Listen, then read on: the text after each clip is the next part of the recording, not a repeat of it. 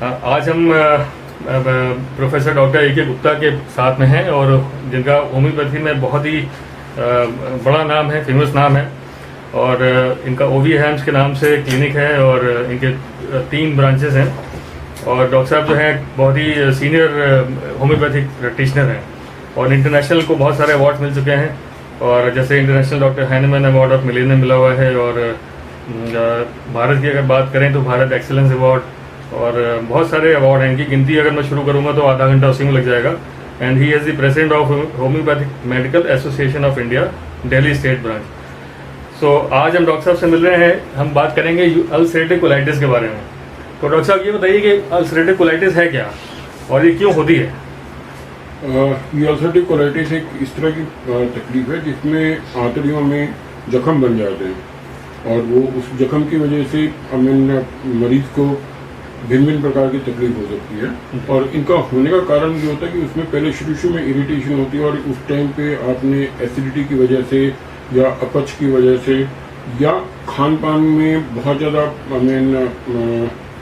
Variation रखने से, जिसमें कि आपकी लाइफस्टाइल ठीक ना हो। जैसे हम कहते हैं कि हरी वरी एंड करी इज वन थिंग, आप बहुत ज़्यादा हरी करते हैं, बहुत ज़्यादा वरी करते हैं, बहुत ज़्यादा करी खाते हैं, तो ये भी एक उसका कारण बन सकती है। अच्छा। उसके अलावा आपका जैसे बहुत पोटेंट दवाइयाँ खाना जो कि गर्म होती हैं वो भी कई बार नुकसान करती हैं।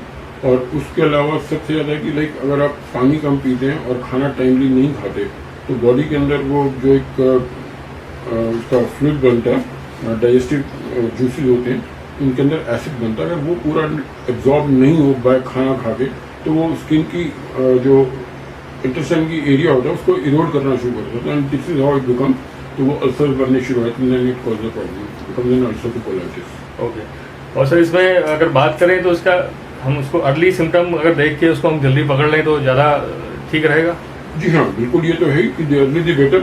और अगर आप if you can diagnose it and nip it at the bud, you can save yourself from a lot of problem and complications later on.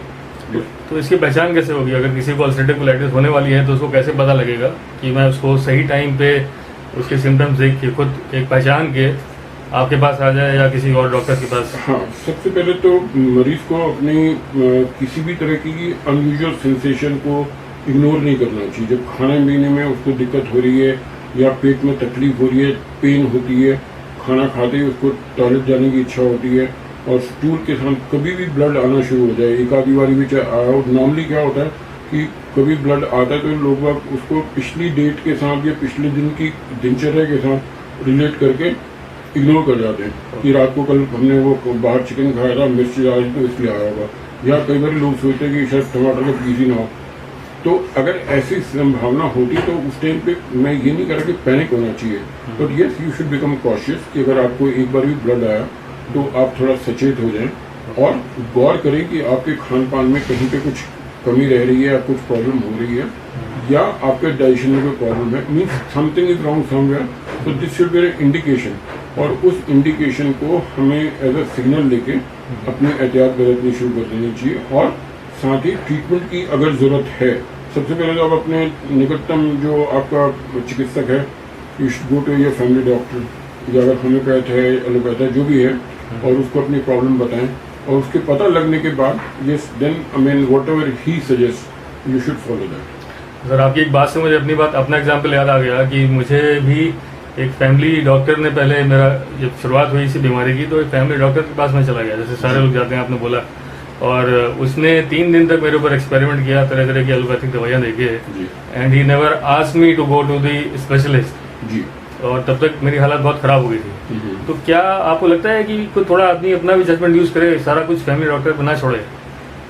नहीं, ये देखो दोनों तरफ से बातें बड़ी इंपॉर्टेंट है। जो आपका एक्सपीरियंस हुआ वो अनफॉर्चुनेट है कि लाइक अगर डॉक्टर की तरफ से ये डायग्नोसिस मिस हो गया या आपकी उनके कहने में और उसने कहीं पे कहीं मिस इंटरप्रिटेशन हुई तो probably that could have been one of the reason.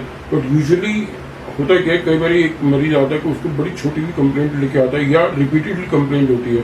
अगर कोई प्रॉब्लम रिपीटेडली है तब उसको नजरअंदाज नहीं करना चाहिए। कि एक बार क्या होता है कि नॉर्मली अगर वो होता है फिर उसका थोड़ा भूल भाल गए और जब डॉक्टर पूछता कोई पहले वो कहता नहीं जी वो आजकल कुछ मरीजों की भी ये कोशिश ये रहती है कि हम डॉक्टर को सिर्फ ये बताएं कि जो हमारी प्रॉब्लम इमीडिएट की प्रॉब्लम ठीक कर लें, बाकी की लंबी होगी तो फिर देखी जाएगी जी। तो इसमें नुकसान मरीज अपना ही करते हैं। ओके। डॉक्टर को कोई प्रॉब्लम नहीं होती। डॉक्टर कई बार आपको सलाह देता है कि आप इसमें थोड़ा टाइम लगाएं या कुछ वो अपना देख रेख ठीक करें, तो पर वो नहीं डॉक्टर फटाफट की मतलब ये मेरे को कल मीटिंग है परसों आपको तेज दवाई देने को ये ब्लड बंद हो जाना चाहिए जी। उन्होंने एक दवाई दी, ब्लड बंद हो गया, उसके बाद आपने जो मरीज है वो कहता मैं ठीक हो गया, जबकि वो ठीक नहीं हुआ, वो टेम्परेरी फेज था और उस अंदर मतलब अंडर द इन्फ्लुएंस सप्रेस करके और वो फिर बाद में प्रॉब्लम ज्यादा देता है। जहाँ पे उनको थोड़ी एक होती फॉल्स परसेप्शन होती है कि लाइक आपको मैं ठीक हूँ, तो आप थोड़ा सा लिबर्टी लेना शुरू कर देते खाने पीने में भी और उसके जैसे कि आजकल का माहौल है उसमें अल्कोहल है, स्मोकिंग है या ड्रग्स है या कुछ भी और नशे के पदार्थ है, उनका सेवन प्रचलित है आजकल। और सबसे बड़ी बात उसके बाद है कि जो स्ट्रेस और एंजाइटी है वो उसको मल्टीफोल्ड बढ़ा देती है और इस चीज को मरीज लोग कई बार अपने आप को मानने से इनकार करते हैं, नहीं हमें तो कोई तकलीफ ही नहीं, आप कोई कठिन नहीं, डॉक्टर साहब अच्छा खाते पीते हैं, घर में कोई सब कुछ ठीक है, परंतु आप उनसे पूछो डीप रूटेड प्रॉब्लम तो कहीं ना कहीं वो निकलता है, वो एक्सप्रेस करने से बचते हैं। तो ये चीजें हैं जिसके लिए अवेयरनेस की बहुत ज्यादा जरूरत है। और जैसे कि ये पर्टिकुलर प्रॉब्लम है अल्सरेटिव कोलाइटिस में, इसमें माइंड बॉडी दोनों का समावेश होना बहुत जरूरी है, क्योंकि mentally if you are not happy it can cause you stress, और स्ट्रेस की वजह से आपके जो एंजाइम्स निकलते हैं they also cause a problem, और अगर कहीं पे इसके साथ एंजाइटी शुरू हो गई तो फिर आपको और ज्यादा प्रॉब्लम होती है। बहुत बढ़िया सर, बहुत बढ़िया, आपने बहुत इंपॉर्टेंट बात करी। और इससे यहाँ से एक अगला सवाल जो मैं आपसे पूछना चाहूँगा कि जब आपके पास कोई पेशेंट आता है, चाहे अल्सरेटिव कोलाइटिस का हो चाहे कोई भी हो, तो आप उसका पूरा बैकग्राउंड पहले पूछते हैं, साइकोलॉजिकल कुछ जो है इसका प्रॉब्लम है या कुछ पूछ करने के वो सब करने के बाद ही आप ट्रीटमेंट शुरू करते हैं? हाँ, यहाँ पे मैं आपने बहुत अच्छी बात पूछी, और ये तो खाली अल्सरेटिव कोलाइटिस की नहीं बल्कि एक होम्योपैथी की एक खासियत ही है कि कई बार इसका मतलब ब्लेसिंग इन डिस्गाइज वाली बात है। जब हम होम्योपैथी के लिए पेशेंट आता है, वो आता किसी और प्रॉब्लम के लिए, हम जब पूरी हिस्ट्री लेना शुरू करते हैं तो उसमें बहुत सारी चीजें निकलती हैं जो कि उसने कभी सोची नहीं थी कि ये मेरी प्रॉब्लम है, उसके साथ भी उसको ट्रीटमेंट की जरूरत है, तो वो सब चीजें भी हमें क्लियर अप हो जाती हैं। And when we take up a case history we spend a good time with the patient, और जब तक हमें अपनी सेटिस्फेक्शन नहीं हो जाती कि हमें मरीज के अंदर प्रॉब्लम क्या है, उसको खाली सुपरफिशियल प्रॉब्लम, खाली ब्लीडिंग से वो कहते हैं खरों में ब्लड आ रहा है, ब्लड आने का कारण जानना बहुत ज्यादा जरूरी है। अगर हम उस चीज की डिटेल में नहीं जाते, it bleeding in the stool, it can be because of piles, it could be because of the ulcers, it could be because of fissure, it could be because of cancer, there are number of things. तो वो आप कैसे करते हैं, आप पता कैसे करते हैं, मतलब उसको डायग्नोस कैसे करते हैं? उसके लिए जो क्लिनिकल प्रेजेंटेशन है वो सबसे ज्यादा इंपॉर्टेंट होती है, clinical presentation, and then it is the expertise of the doctor कि वो उसको कितनी उससे जल्दी से पकड़ पाता है, भाग पाता है कि अगर पेशेंट की लाइफस्टाइल ऐसी है तो what are the probable causes, what are the probable situation which one can lead into. तो उस चीज को अगर हम ध्यान में रखें तो yes we can diagnose it at much early stage, और अगर आवश्यकता पड़ती है we can go for investigation techniques also. और अच्छा, आपने अपने एक्सपीरियंस में आपने देखा कि जो कोई ऐसा कोई एज ग्रुप है जिसमें ज्यादा ये होता है या जनरली किसी को भी हो सकती है? शुक्ला जी, आज की डेट में unfortunately age is no more a criteria for anything. हाँ, सही कह रहे हैं। There used to be a time कि जब कुछ बीमारियां थी वो किसी पर्टिकुलर एज ग्रुप में ही प्रचलित होती थी। आज की डेट में ऐसा नहीं है। हमने 18 साल की उम्र में बच्चों को, बच्चे ही कहूँगा मैं, तो उसको हार्ट अटैक होते हुए देखा।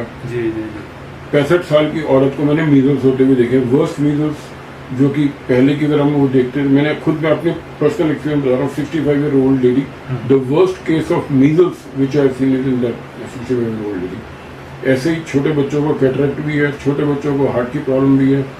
तो जो अल्सरेटिव कोलाइटिस की प्रॉब्लम है वो यूजुअली मिडिल एज के ग्रुप में ज्यादा पाई जाती है, क्योंकि that is the time when he is in making. उसको फैमिली का भी होता है, अपना पर्सनल कैरियर का भी होता है, और आगे की बच्चों की सोच भी होती है। तो उस टाइम पे उसकी भागदौड़ कंपैरेटिवली जरूरत से ज्यादा होती है, और ऐसे टाइम पे उनका रेस्ट कर पाना या उन चीज़ों को थोड़ा पूरे जिसे कहना चाहिए बैलेंस ढंग से ले पाना तो शायद नहीं हो पाता।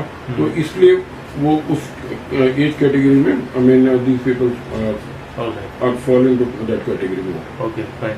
तो अब सवाल होता है सर, ये होम्योपैथी कैसे इसमें बीमारी में हेल्प करती है? और जैसे कि एलोपैथी में हम देखते हैं कि दवाइयों को कितने साइड इफेक्ट्स होते हैं, क्या होम्योपैथी दवाइयों में भी कोई साइड इफेक्ट है? हालांकि ऐसे मैंने सुना नहीं है, फिर भी just to clarify, just to नहीं, आपने बहुत अच्छी बात पूछी है। बल्कि मैं यहाँ पे ये कहना चाहता हूँ, होम्योपैथी इंश्योर्ड हेल्थ सेफली अगर हमारी अपनी वेबसाइट पे भी देखें www.ovm.com, और हमारा जो अपना उम्मीद institute of homeopathy and allied medical science का बेसिक कॉन्सेप्ट ये है कि हर साइंस, हर मेडिकल फील्ड में उसके लिए कुछ ना कुछ है देने के लिए, परंतु हर फील्ड की लिमिटेशन भी है।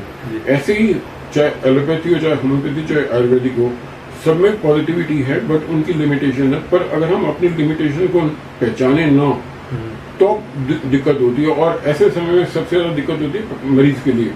अगर डॉक्टर अपने सही समय पे उसको नहीं बता पाता तो वो उसको प्रॉब्लम देता है, और अगर उसको सही गाइडेंस भी दे देते हैं तो आप उसके, चाहे वो कोई भी ट्रीटमेंट ले, होम्योपैथिक ले, आयुर्वेदिक ले या एलोपैथिक ले, पेशेंट का welfare is the sole M.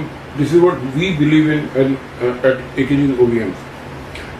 जब वो पेशेंट होम्योपैथी के अंदर आता है, हम उसकी पूरी केस हिस्ट्री लेते हैं, जिसमें उसका कॉन्स्टिट्यूशन को सबसे ज़्यादा इंपॉर्टेंस दी जाती है। क्योंकि अगर सपोज 3 या 4 मरीज मान भी लिए जाए कि अल्सरेटिव कोलाइटिस के, तो जरूरी नहीं है कि उनको सब चारों के चारों को एक ही दवाई दी जाए। जैसे कि आमतौर पे मॉडर्न मेडिसिन में या एलोपैथिक में होता है कि एक ही सॉल्ट या एक ही टाइप की दवाई दी जाती है। हाँ, कंपनी का नाम अलग होता है, कोई सस्ती वाली, कोई महंगी वाली, पर basic salt would remain the same, क्योंकि उनको अल्सर को सप्रेस करना है और वो करना। हम जो होम्योपैथी के अंदर करते हैं, हम वी गो कि उस पर्टिकुलर पेशेंट की विशेषता क्या है, कि उसके जो उस पेशेंट को दूसरे पेशेंट से आइडेंटिफाई करती है या अलग करती है, इंडिविजुअलाइज करती है। तो होम्योपैथी की बेसिक जो ट्रीटमेंट है that is on individualistic base. जो अल्सरेटिव कोलाइटिस के सिम्टम वो तो मोर और लेस सेम ही रहेंगे, परंतु वही पेशेंट, अल्सरेटिव कोलाइटिस का एक पेशेंट है उसको ठंडे से आराम मिलता है, दूसरे को गर्म से आराम मिलता है। एक पेशेंट है उसको साइकोलॉजिकली, इमोशनली बहुत ज़्यादा सेंसिटिव है, किसी की बात सुनते ही उसको दुख होना शुरू होता, दूसरा कहता होगा मेरे को क्या लेना देना। ऐसे ही जो उनकी विचारधारा है या उनकी जो जिसे हम मेंटल और इमोशनल एस्पेक्ट्स हैं, उसके ऊपर निर्धारित करते हैं ये पेशेंट किस पर्टिकुलर रेमेडी को बिलोंग करता है। उसी हिसाब से उसको दवाई दी जाती है और वो उसके अचूक बाण की तरह काम करती है। और जो सपोर्टिव मेडिसिन होती हैं वो, जो कि जैसे अगर अल्सरेटिव कोलाइटिस है तो उसको हमें ब्लीडिंग रोकने के लिए या पेन कम करने के लिए कुछ साथ में मेडिसिन देनी पड़ती है, वो देते भी हैं।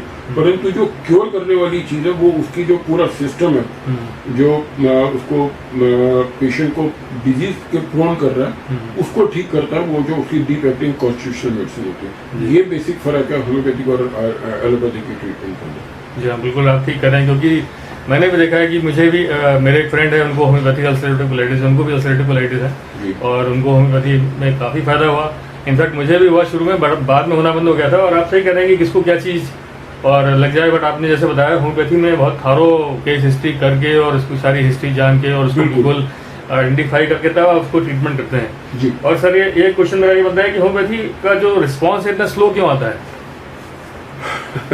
ये सबका एक मतलब जनरल एक क्वेश्चन रहता है। ये एक जनरल परसेप्शन बनी हुई है, परंतु आप शायद ये बात भूल रहे हैं कि होम्योपैथिक डॉक्टर के पास एक मरीज जाता ही बहुत लेट स्टेज के बाद है, जब वो सब जगह घूम चुका होता है जी। वो अपनी सब जगह टक्कर, I am using the word टक्कर मारना, जब टक्करे मार चुका होता है, जो उधर से उसको आराम नहीं मिलता, तब जाके वो पहुंचता है होम्योपैथी के पास और ये सोचता है कि चलो कोई फायदा नहीं होता, नुकसान तो नहीं करेगी ना। वो इस जब अवस्था में आता है तब उसकी जो ओरिजिनल डिजीज है वो काफी बढ़ चुकी होती है और वो ओरिजिनल शेप में नहीं होती। जब वो होम्योपैथिक डॉक्टर के पास आता है तो वो उसको हम ओरिजिनल शेप में लाने में ही हमें कुछ समय लग जाता है और इसलिए वो थोड़ा समय ज़्यादा लगता है। अगर मरीज की शुरुआत में ही एक होम्योपैथिक डॉक्टर को कंसल्ट करने चला जाए तो I can assure you 90% people would not have the same feeling what they are feeling today. वो आते ही लास्ट स्टेज में घूम फिर के मतलब घर के इलाज भी कर लिए, टोटके भी कर लिए, वो भी कर लिया और होम्योपैथी की भी कुछ अपने मतलब जानकारों से या जो मतलब सेल्फ स्टाइल प्रैक्टिशनर होते हैं उनकी दवाइयाँ लेके उस वजह हमने होम्योपैथी भी खा ली, ऐसा नहीं है। क्योंकि इसकी एक homeopathy is a science and it is an art also. Science is I mean जो पूरी थेरेपी है, आर्ट इज अ प्रैक्टिस। उस मेडिसिन को, किस मेडिसिन को कहाँ पे प्रैक्टिस वो कर रही है, किस हिसाब से देनी, दिस इज एन आर्ट। जी। उसके लिए एक अनुभवी चिकित्सक का होना ज़्यादा आवश्यक है, ना कि खाली कोई भी होम्योपैथी की दवाई दे दो उसको होम्योपैथ कह लेना। बहुत सही, बहुत सही बोला आपने, बिल्कुल सही कहा। और सर लास्ट में एक आध दो क्वेश्चन मेरे रह गए हैं, जो मैं ये कह रहा था कि जब आप दवाइयाँ दे रहे हैं तो क्या पेशेंट को ये भी सजेस्ट करते हैं लाइफस्टाइल मॉडिफिकेशन, लाइक में स्ट्रेस पे काम करना, या डाइट पे बहुत लोग कहते हैं कि ये खाना ये सूट करता है, ये नहीं करता, तो क्या आप उसके बारे में भी सलाह देते हैं पेशेंट को? बिल्कुल, देखो ये जहाँ तक लाइफस्टाइल मॉडिफिकेशन है या डाइट पार्ट है, उसका किसी भी सिस्टम से कोई लेना देना नहीं, चाहे वो एलोपैथी हो, चाहे होम्योपैथी, चाहे आयुर्वेदिक हो। ये ट्रीटमेंट की मोडालिटीज हैं, बट एक मरीज को जो कि जिस पर्टिकुलर बीमारी है उसके लिए क्या चीज़ ठीक है और क्या चीज़ ठीक नहीं है, वो मैनेजमेंट का पार्ट है। तो मैनेजमेंट तो बिल्कुल ठीक होनी ही चाहिए। अगर मैनेजमेंट ठीक नहीं करेंगे तो डिस्पाइट ऑफ अच्छी से अच्छी दवाई के भी आपको इलाज का वो पूरा भरपूर असर नजर नहीं आएगा कि कभी लगेगा ठीक है, कभी लगेगा फिर ठीक नहीं है, क्योंकि आपने खाने में बदपरहेजी करी।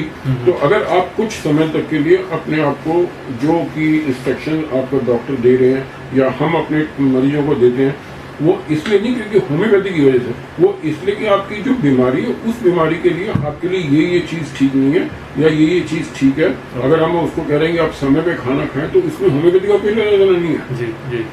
या ये होम्योपैथी की एडवाइस नहीं है, this is advice for the patient, because उसकी जो डाइजेशन को रेगुलेट करने के लिए we need proper timing and type of food, quality quantity of food is equally important, and then the environment.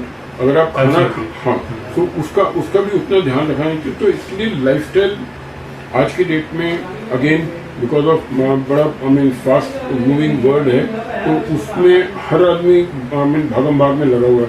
तो इसमें लाइफस्टाइल की डिजीज आप जितनी भी देखो कि उसमें 75% problem is because of the faulty lifestyle. खा रहे हैं तो सामने फोन बज रहा है, उधर से हमें पता चला कि वहाँ पे लेट हो रहे हैं तो रास्ते में चलते थे खाना खा रहे हैं, आपको टीवी चल रहा है। अभी आप वो जो बच्चे हैं वो सुबह स्कूल जाते तो टॉयलेट नहीं जाते कि लेट हो रहे हैं, तो क्लास लेट है तो इसलिए फिर वो निकल जाते हैं। तो ऐसे टाइम पे अगर आप मोशन के लिए टाइम पे मोशन नहीं कर रहे तो वो आपका डाइजेस्टिव सिस्टम तो फॉल्ट करेगा। तो ये जो you are running against the time. बाकी जो जितनी फैसिलिटीज या जितनी मॉडर्नाइजेशन हो रही है वो एक इंसान के लिए बहुत अच्छी है। हम मानते हैं कि इन सब चीज़ों की अहमियत है, परंतु जितना हम नेचर से हट रहे हैं उसकी रिपरकशन भी हर हालत में बाद में मिलती है किसी न किसी फॉर्म में। जी, वो देनी पड़ती है। जी जी।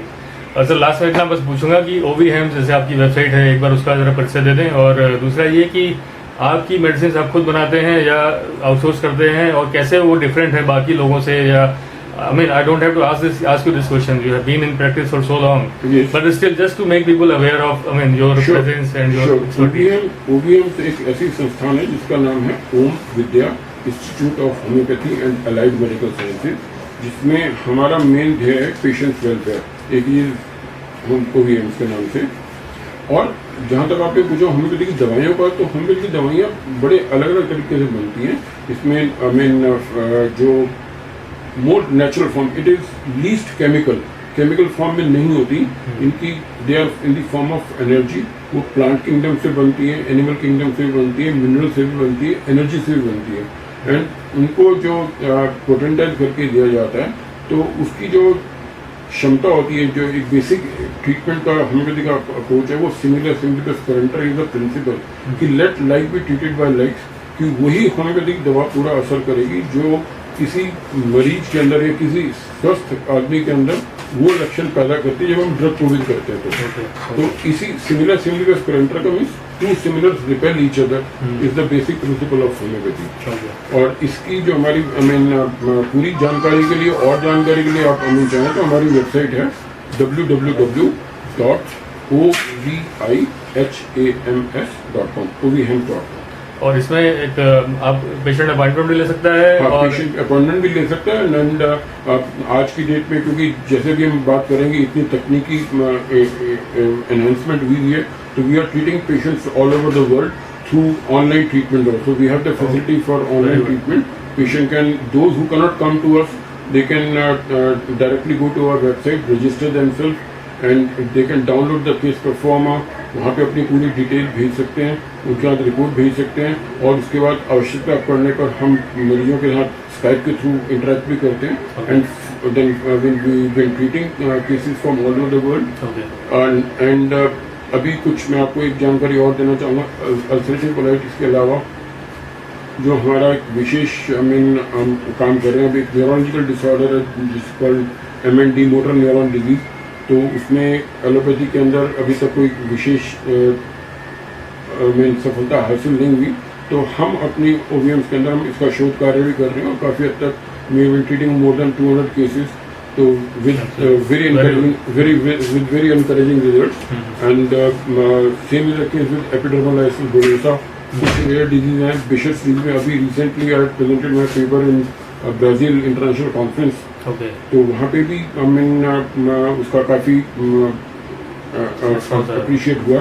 तो we are doing lot of work, and homeopathy is at this stage is at its bloom, and I would prefer कि people should opt for homeopathy for its efficacy, not thinking it कि वो नुकसान नहीं करेगी या comparatively सस्ती है, चलो कुछ ना कुछ तो करना है इसलिए होगा, तो come for the homeopathic treatment for its efficacy। और अगर आप सही समय पे शुरुआत में होम्योपैथी के संपर्क में आ जाएंगे, तो I can assure you कि आप में आधी से ज़्यादा आपके बच्चों की प्रॉब्लम्स उस लेवल तक पहुंचेंगे जहाँ पे कि आपको कॉम्प्लिकेशन आए, या जहाँ पे वो सर्जरी की जरूरत पड़े, या जहाँ पे वो करे, मतलब I mean we can save lot many people from this things. Very good. और लास्ट का फाइनल क्वेश्चन डॉक्टर साहब ये रहता है कि ये जो लोग जो आउट ऑफ स्टेशन वाले हैं, अब्रॉड में हैं, आउट ऑफ स्टेशन वाले हैं, तो जब आप मेडिसिन भेजते हैं तो उसकी एफिकेसी बरकरार रहती है या कैसे होता है? जी हाँ, ये आपने बड़ा अच्छा क्वेश्चन, ये जो मतलब शेल्फ लाइफ वाला क्वेश्चन आता है।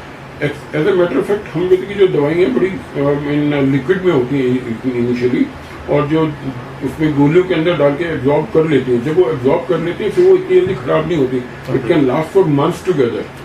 ऐसा कोई उसमें दिक्कत नहीं, पर हाँ कई लोगों को लगता है कि मतलब वो साइकोलॉजिकल इफेक्ट आता है कि आई मीन अभी तो इतनी देर से कहीं बड़ी बड़ी दवाई खराब ना हो जाए। अगर वो दवाई ठीक ढंग से बनी हुई और ठीक ढंग से एब्जॉर्ब होगी तो उसमें कोई प्रॉब्लम नहीं देती। बल्कि हम तो ये भी कहते हैं, we I mean in homeopathy we give sweet pills to eat and sweet behavior to admire, so that one can have a sweetest of relationship and healthy life. वाह। तो इतनी बढ़िया बात से हम ये आज डॉक्टर साहब का बहुत बहुत धन्यवाद करते हैं, उन्होंने अपना वैल्यूएबल टाइम निकाला हमारे लिए। और हम ये कामना करते हैं, शुभकामना रहते हैं कि आप बहुत ज़्यादा से ज़्यादा पेशेंट्स को आप ठीक करें। All the best to you. Thank you very much. And I would like to say that homeopathy ensures health safely, and you can be healthy with homeopathy.